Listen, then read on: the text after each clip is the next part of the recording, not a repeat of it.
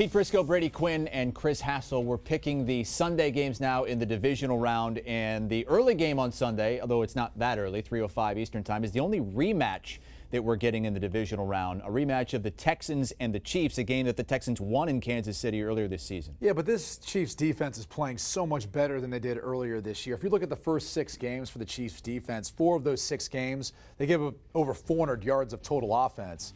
And let's just look at the last 5 games, for example, of the Chiefs. Only in 2 or 3 of those matches, they give up over 300 yards total offense. So they are much improved. In really the last 10 games of the season, this defense is starting to kind of find their rhythm and find their groove. And I think there's some legitimate mismatches when you look at Chris Jones as an interior rusher, Frank Clark on the outside, and then combine that with Steve Spagnuolo and the different pressures he will bring. So considering that Deshaun Watson got sacked 7 times last week, and some of that is on him. It's not all on the offensive line.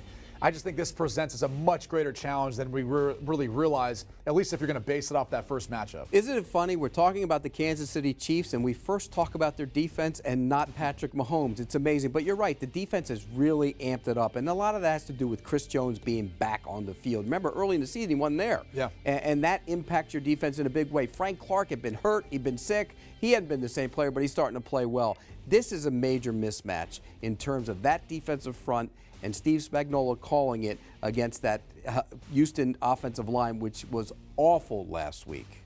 Laremy Tunsil had 2 false starts at home. Yeah. At home. You think and he's not going to have at least 2 or more? As well as on the road at Arrowhead? No, he hasn't played as well as his reputation either. I think that's a major problem for the Texans in this game. I think the one thing the Texans have going for them on offense, outside of the fact that Deshaun Watson is phenomenal, I would say this, though.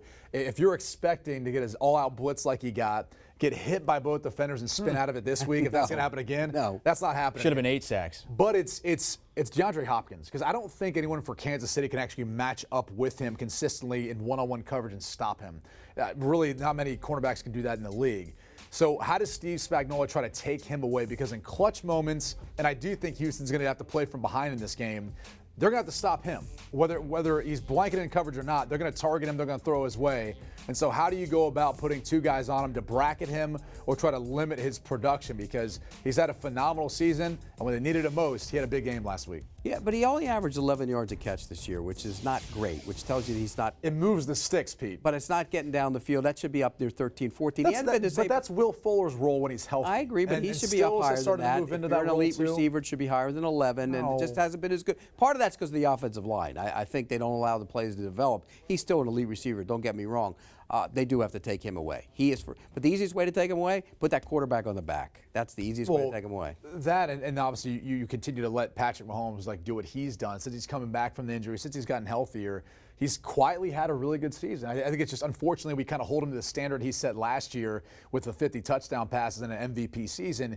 He hasn't had quite as much help out around him, and he probably isn't even 100% right now, but he looks as good as he has, at least for this season. Don't forget, Carlos Hyde went for over 100 yards against them the last time they played, so he will be important in this game. I don't think it's happening again, but yeah, because the defense is much improved. Correct. Again, we haven't seen that sort of rushing attack, too, from their opponents as the Chiefs have shored that up. And he was a member of the Chiefs in the offseason, so it could be a revenge factor there as well. Pete, I have the weather forecast up. You are traveling to Kansas City to cover this game for CBS Sports HQ. Yeah. Weather could be a factor. Yes. There's a little snowflake on my phone. High of 25, low of 7. Yeah, and Saturday is going to be 24 and 7. It's going to be nasty and snowing. It's going to be nasty. Better get warm. Yeah.